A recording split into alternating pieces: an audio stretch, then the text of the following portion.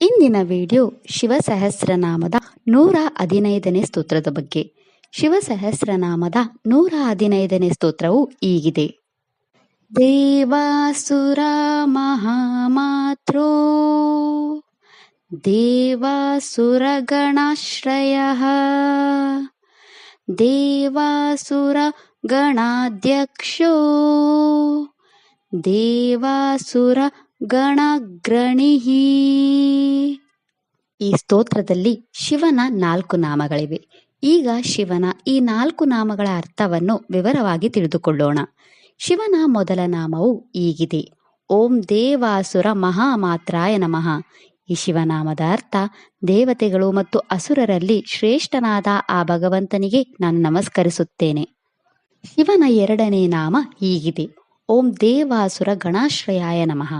ಈ ಶಿವನಾಮದ ಅರ್ಥ ದೇವತೆಗಳು ಮತ್ತು ಅಸುರರು ಅವಲಂಬಿಸಿರುವ ಆ ಭಗವಂತನಿಗೆ ನಾನು ನಮಸ್ಕರಿಸುತ್ತೇನೆ. ಶಿವನ ಮೂರನೇ ನಾಮ ಹೀಗಿದೆ. ಓಂ ದೇವಾಸುರ ಗಣಾಧ್ಯಕ್ಷಾಯ ನಮಃ.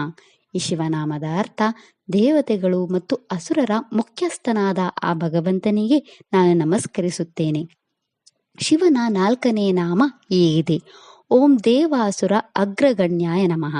ಈ ಶಿವನಾಮದ ಅರ್ಥ ಎಲ್ಲ ದೇವತೆಗಳು ಮತ್ತು ಅಸುರರಲ್ಲಿ ಮೊದಲಿಗನಾದ ಆ ಭಗವಂತನಿಗೆ ನಾನು ನಮಸ್ಕರಿಸುತ್ತೇನೆ. ಇದಿಷ್ಟು ಶಿವನ 4 ನಾಮಗಳ ಬಗ್ಗೆ.